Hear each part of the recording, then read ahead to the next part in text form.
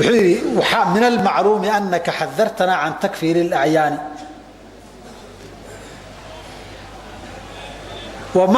مع ذلك أنك كفرت أعيانا منهم علي الراق الصومالي ومنهم الترابي ومنهم حكومة الشيخ شريف حجة مكوكتي وركم بين يرم بيسوق جراه علي الراق وارم أنت كلام بين وي أو كسوقر بين بوشجع أما بين بالله شجع علي الراق ها waxay ugu dhimanaan kuuga ma jira hortayna ragii ku soo ogay baan aqaan taa masalada jawaabteed inta way wali ra'yigan ka qabin wax iskama bedelin laakiin qofka muslimka oo maanta shariicada islaamka inuu ku dhaqmo doonayo kuma dhaqmi karo ilaa shariicadu buug ayada u go'an ay hesho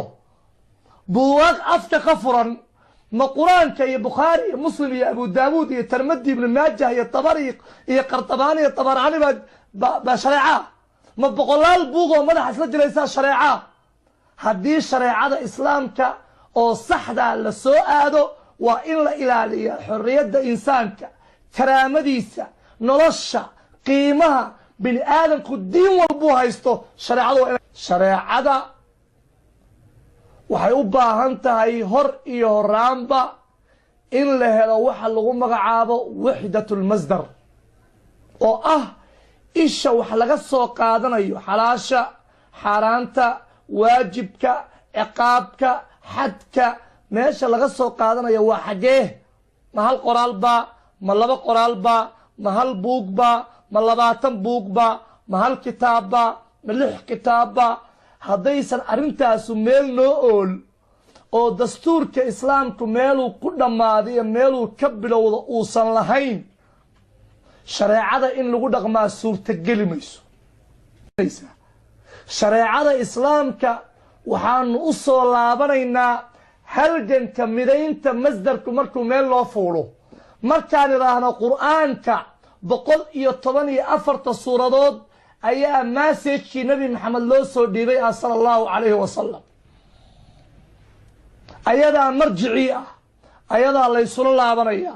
boqolaal buud oo taariikh arbeed ah iyo dhaqamo la qoray muslimiinta marjic uma aha hadallo kutiri kuteen iyo riwaayaat muslimiinta diin uma aha wax la isku haystaa dadka shariica u noqon maayaan xornimada bini aadamka way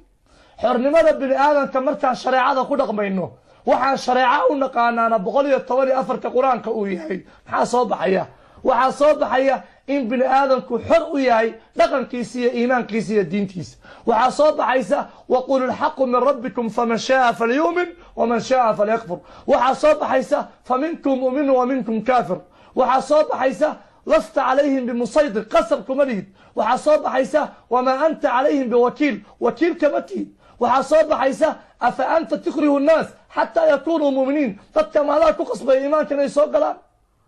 هدي شريعته أي نقطة قرآن كي الروايات كم عصاب حية وعصاب حية قف كان يهدو دورتين ومصر نقضه أما أو دورتين ومسيح نقضه أما أو دورتين يهود قاتو إن لا يراهده من بدل دينه فاقتلوه نكي دين كيس بدل